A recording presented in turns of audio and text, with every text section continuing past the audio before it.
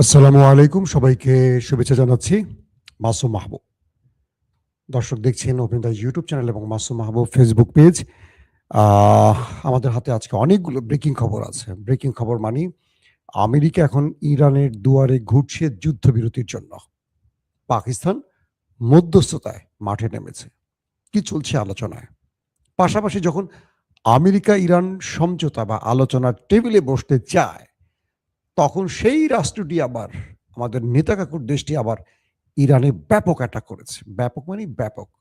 ইরানের পেট্রোলিয়াম প্রতিষ্ঠানগুলোতে, ইরানের বিজ্ঞান চর্চা কেন্দ্রগুলোতে, গুরুত্বপূর্ণ টার্গেটগুলোতে হিট করেছে।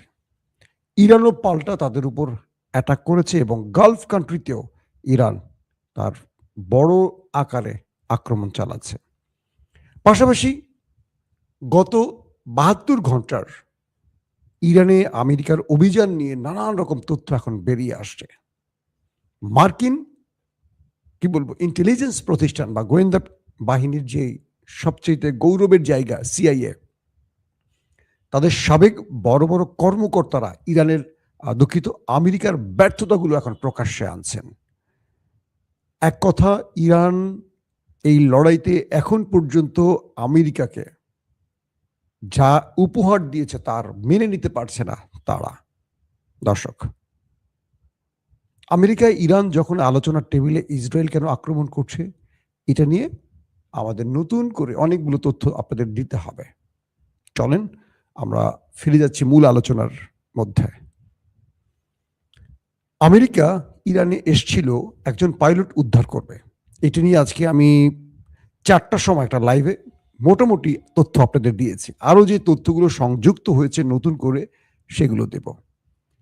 তো আমেরিকা মূলত পরিকল্পনা করে এসছিল পাইলট উদ্ধার করবে ইরানের ভেতর থেকে। পৃথিবী তাই জানে, গণমাধ্যম তাই বলেছে। কিন্তু ইরান জানে ভিন্নটা। ইরান জানে পাইলটের নাম করে তারা আসবে ইউরেনিয়াম ধ্বংস করতে, ইরানের গুরুত্বপূর্ণ অবকাঠামো ধ্বংস করতে এবং পারলে সেই ইউরেনিয়াম লুট করে নিয়ে যাবে। তো আমেরিকা আসবে কলা বেচতে আর দেখে যাবে রথ। টার্গেট এটা ইরান বুঝে গেছে, কারণ ইরানের সাথে আছে পৃথিবীর অন্যতম দুই পরাশক্তি চীন এবং রাশিয়া। প্রথমে যে কাজটি হয়েছে, চীনের স্যাটেলাইটগুলো প্রতি মুহূর্তে ইরানকে তাদের রিয়েল টাইম স্যাটেলাইট ইনফরমেশনগুলো দিচ্ছিল। অর্থাৎ উপগ্রহের মাধ্যমে চীন এবং রাশিয়া ইরানকে যে ডাটা ট্রান্সফার করছিল, তথ্য বা ইনফরমেশন দিচ্ছিল, এগুলো ইরান বুঝতে পারছিল। মার্কিন ১.৫ ডজন এয়ারক্রাফট, সেটা যুদ্ধ বিমান বলি, ড্রোন বলি, কিংবা রিফুয়েলিং ট্যাঙ্কার বলি বা হেলিকপ্টার বলি, এগুলো যখন ইরানের ইস্পাহান অঞ্চলের কাছে আসছিল, ধেয়ে আসছিল একটার পর একটা, যখনই সেগুলো ঘাঁটি থেকে ফ্লাই করেছিল, সঙ্গে সঙ্গে চীন ইরানকে রিয়েল টাইম ইন্টেলিজেন্স পাশাপাশি রিয়েল টাইম স্যাটেলাইট ইনফরমেশনগুলো দেওয়া শুরু করেছে। ইরান অবগত হয়ে গেছে যে আমেরিকা একটা বড় কমান্ডো অপারেশনের জন্য ইরানে প্রবেশ করতে আসছে। কিন্তু আমেরিকা ততক্ষণে বোঝেনি যে ইরানের তাদের এই খেলা বুঝে ফেলেছে।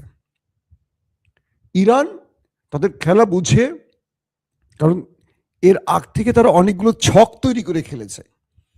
তো সেই মার্কিন পরিকল্পনাটা বুঝে ইরান তার ছক সাজিয়ে ফেলেছে। আমেরিকার চেষ্টা ছিল ইরানের ঢোকার আগেই তারা ইরানের রাডার সিস্টেমকে অকেজো করে দেবে, রাডার সিস্টেমকে তারা অচল করে দেবে। ওই সময়টিতে কোনো রাডার কাজ করবে না, প্রতিরক্ষা ব্যবস্থা কাজ করবে না। কিন্তু আমেরিকা বারবার চেষ্টা করেও পারেনি। ইরান তার সক্ষমতা দিয়ে তার রাডার সিস্টেমকে চালু রেখেছে। যখন আমেরিকান বিমানগুলো ইরানে ঢুকে গেছে, ইরানের অঞ্চলে প্রবেশ করেছে আকাশে, তখন পর্যন্ত পাইলটরা মানে তাদের কন্ট্রোল রুমকে বলছে, বা তাদের মধ্যে যে আলোচনা হয়েছে সেখানে বারবার আলোচনা উঠেছে, ইরানের রাডার সিস্টেম তো কাজ করছে। মানে ইরান তখনই যখন মিসাইল মারা শুরু করেছে একটার পর একটা সেই মার্কিন এয়ারক্রাফটগুলোকে টার্গেট করে, তারা বলছে যে আমরা চেষ্টা করছি, তোমরা মুভ মানে সামনে আগাও। কিন্তু পাইলটরা দেখছিল একটার পর একটা মিসাইল মানে প্রতিরক্ষা ব্যবস্থা থেকে ছুটছে ইরান। একটা পর্যায়ে আমরা জানলাম যে তারা সেখানে আক্রান্ত হয়েছে। ইরান বলছে তারা একটা বিশেষ নতুন প্রতিরক্ষা ব্যবস্থা এই লড়াইতে ব্যবহার করেছে, যেটা প্রথম অ্যাটাকই করেছিল F-35-কে, এবং 1 ডজন মার্কিন এয়ারক্রাফট ক্যারিয়ার এই এক পাইলট উদ্ধারের নাটকে শেষ হয়ে গেছে। এগুলো সব ভিডিও চিত্র ইরান দেখিয়েছে বিশ্বকে। এটা নিয়ে আর কোনো দ্বিমত নেই, এটা কোনো মিথ্যাচারের সুযোগ নেই। গেল এই পর্যন্ত আলোচনা। প্রশ্ন হলো, চীন ইরানকে যে ইন্টেলিজেন্স তথ্য দিচ্ছে বা রাশিয়ান গোয়েন্দারা ইরানকে যে তথ্য দিচ্ছে, ইরানি গোয়েন্দারা সেগুলোর সাথে নিজেদের তথ্য শেয়ার করে মিলিয়ে যে অপারেশন প্ল্যান করছে, এবং চীনের রিয়েল টাইম স্যাটেলাইট ইনফরমেশনগুলো এত পারফেক্টলি একদম লাইভ, মানে আমেরিকার বিমানটা কোথায় যাচ্ছে, কোন মুভমেন্টে আছে, কোন দিকে মুভ করছে, তাদের টার্গেট কি, এই জিনিসগুলো প্রতি মুহূর্তে ইরান পেয়ে যাচ্ছিল, যে কারণে ইরান তার অপারেশন প্ল্যানটাকে দুর্দান্ত সাজিয়েছে। ইন্টারেস্টিং ব্যাপার হলো, ইরান যখন শত্রুকে মোকাবেলা শুরু করে, ইরান ওইখানে কয়েকটা ভাগে, আমি এটাকে লং করবো না, কারণ এটা আমি 4টার সময় যে লাইভটি করেছি সেখানে ডিটেল বলেছি। আপনারা একটু প্লিজ অনুগ্রহ করে আবার আগের যে লাইভটা ছিল সেটা শুনবেন। তো এইভাবে ইরান আমেরিকাকে বোকা বানিয়েছে, কিন্তু আমেরিকা ইরানকে বোকা বানাতে পারেনি। আমেরিকার ধারণা ছিল ইরান তার ওই পাইলটকে কেন্দ্র করে আমেরিকার সাথে লড়াই করবে। এই ফাঁকে সেখানে ধরেন 20 জন কমান্ডো ইরানের সাথে গোলাগুলি করবে, বাকিরা প্রায় 1000-এর মতো নাকি কমান্ডো ঢুকিয়েছে, 1000 বা 800, কেউ বলছে 1200।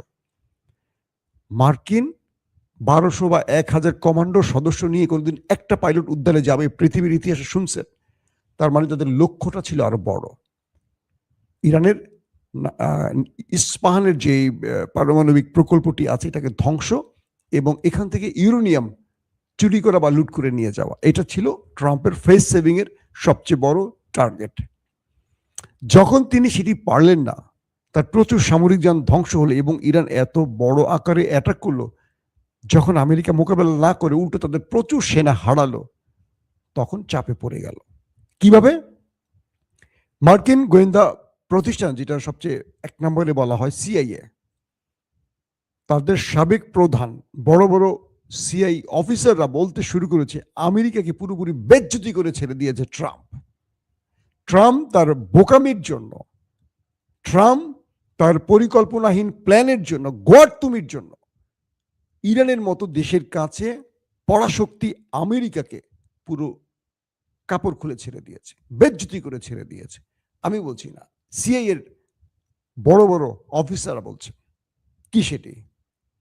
যে ট্রাম্প এখন যা কিছু করছে আমেরিকাকে আরো খাদের কিনারায় নিয়ে যাচ্ছে, সিআইএ বলছে।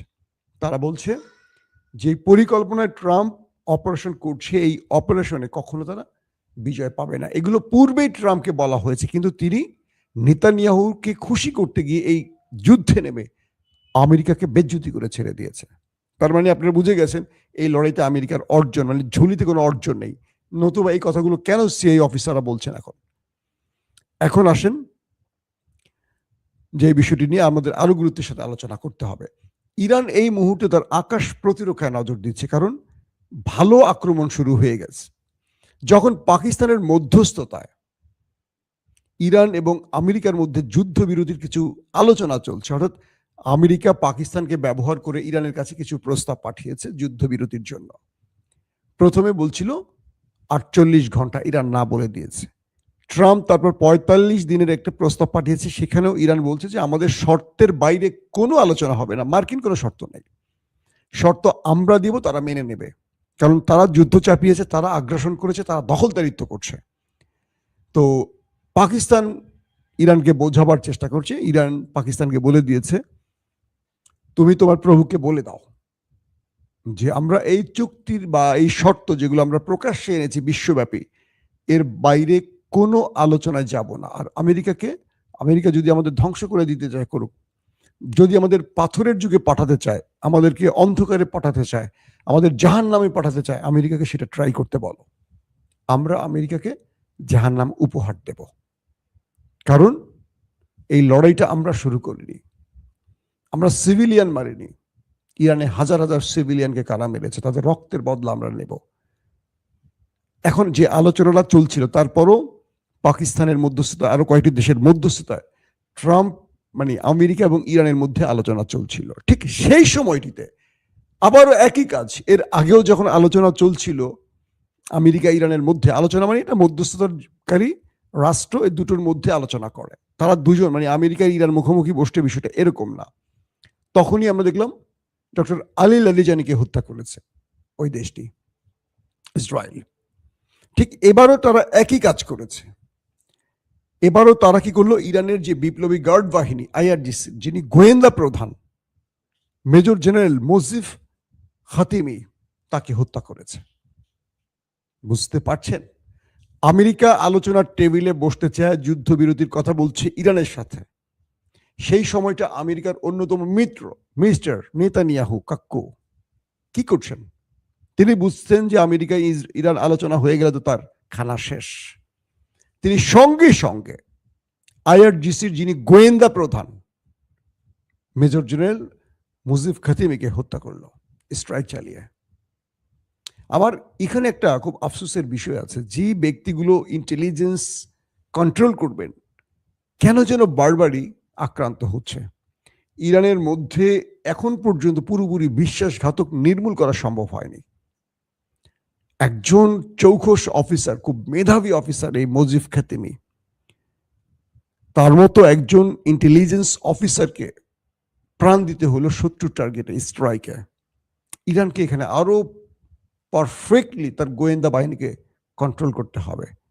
যেটা বলেছিলেন মাহমুদ আহমাদিনেজাদ, তিনি বলছেন যে আমাদের ইরানে যারা গোয়েন্দা বাহিনীর দায়িত্বে আছে তাদের মধ্যেই মোসাদ বসে আছে। আপনাদের মনে আছে তিনি এমন একটি কথা বলেছিলেন। তো ইরানের মধ্যে অনেক বিশ্বাসঘাতক আছে, তার অবস্থান আমরা এই পর্যন্ত দেখলাম যে ইরান যতগুলো পাওয়ারফুল বড় বড় ব্যক্তিকে হারিয়েছে সবগুলো তাদের বিশ্বাসঘাতকদের দেয়া তথ্যে ইসরায়েলের স্ট্রাইকে মারা গেছে। এখন কি করবে ইরান? এই গোয়েন্দা প্রদানের একটা বড় শূন্যতা তৈরি হবে, কারণ তিনি আইআরজিসিকে এই যে আজকে সফলতা, তার পিছনে এই ব্যক্তির অনেক বড় অবদান আছে। হ্যাঁ, তার স্থলাভিষিক্ত হবেন সেকেন্ড কেউ, তার স্থলাভিষিক্ত হবেন কেউ, কিন্তু এই মেধাবী বড় বড় কর্মকর্তাগুলোর যারা লম্বা সময় ইরানকে সার্ভ করেছে, ইরানকে এত দূর টেনে এনেছে, তাদের মৃত্যুগুলো ইরানকে সত্যিকার অর্থে অনেক ক্ষতিগ্রস্ত করবে। দর্শক, তো যখন আলোচনার টেবিলে ইরান আমেরিকা, তখন ইসরায়েল ইরানের মধ্যে ব্যাপক অ্যাটাক করেছে। এর মধ্যে ইরানের পেট্রোকেমিক্যাল যে প্রকল্পগুলো আছে, প্রতিষ্ঠানগুলো আছে, সিরিজ অ্যাটাক করেছে ইরানের এই পেট্রোকেমিক্যাল, যেখান থেকে ইরানের জ্বালানি উৎপাদন করে রপ্তানি করা হয়, সেই মূল স্থানগুলোকে টার্গেট করে হিট করেছে ইসরায়েল। পাশাপাশি তাদের বিজ্ঞান গবেষণা কেন্দ্র থেকে শুরু করে কয়েকটি গুরুত্বপূর্ণ স্থাপনায় ওরা অ্যাটাক করেছে।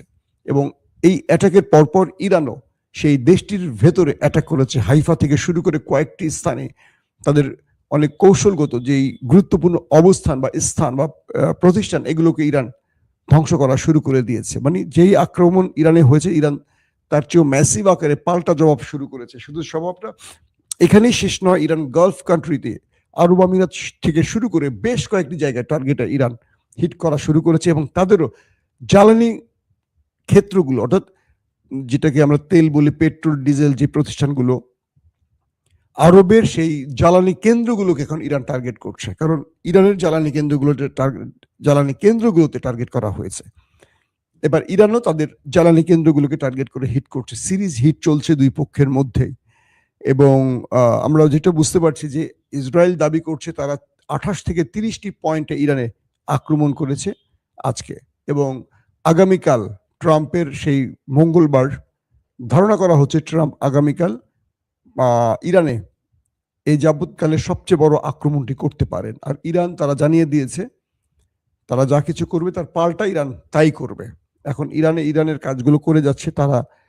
আসলে বেসিক্যালি বোঝা হচ্ছে যে যখন আলোচনা চলছে তখন ইরানের উপর হামলা করে চাপ বৃদ্ধি করা হচ্ছে, যাতে ইরান আলোচনার টেবিলে বসে মার্কিনীদের শর্ত মেনে নেয়। আর ইরান বলছে যে আপনি চাইলে আরো বড় কিছু করতে পারেন। ইরান যে শর্তগুলো দিয়েছে সেখান থেকে ইরান এক পা এদিক ওদিক যাবে না। এই সিস্টেমে এখন যদি আপনি আলোচনায় আসেন, আমার শর্ত মেনে আসবেন। আমার যদি শর্ত না মানেন তাহলে আপনি যেতে পারেন বা আক্রমণ করতে পারেন। আপনার যেটা ইচ্ছা সেটাই করতে পারেন। দর্শক, এখন এই লড়াইটা আজকে যেটা শুরু হয়ে গেছে এটা আরো বড় আকারে চলে যেতে পারে। ধারণাই করা যাচ্ছে যে আ ইরান বড়সড় আক্রমণের শিকার হতে যাচ্ছে বা শুরু হয়ে গেছে আক্রমণ। ইরানও পাল্টা জবাব দিতে শুরু করেছে এবং গালফ কান্ট্রি এই লড়াইতে সবচেয়ে বড় ক্ষতির মুখে হয়তোবা আজকে থেকে পড়া শুরু করবে। তাদের মূল অর্থের উৎসই হলো এই জ্বালানি, তেল, গ্যাস। ইরান এগুলোকে মোটামুটি ধ্বংস করে ছাড়বে, ইতিমধ্যে হিট করা শুরু করে দিয়েছে। তো দর্শক, আমরা এখনকার মতো বিদায় নিতে চাই। আজ রাত 11টা থেকে 12টার মধ্যে আল্লাহ চাহে তো আরেকবার হাজির হব আপনাদেরকে ব্রেকিং সংবাদ দেওয়ার জন্য। এখনকার মতো বিদায় নেই। আমার জন্য অবশ্যই দোয়া করবেন। মুসলিম বিশ্বের জন্য দোয়া করবেন। মানবতার পক্ষে বিজয় আসুক এই প্রত্যাশা করি। আল্লাহ হাফেজ।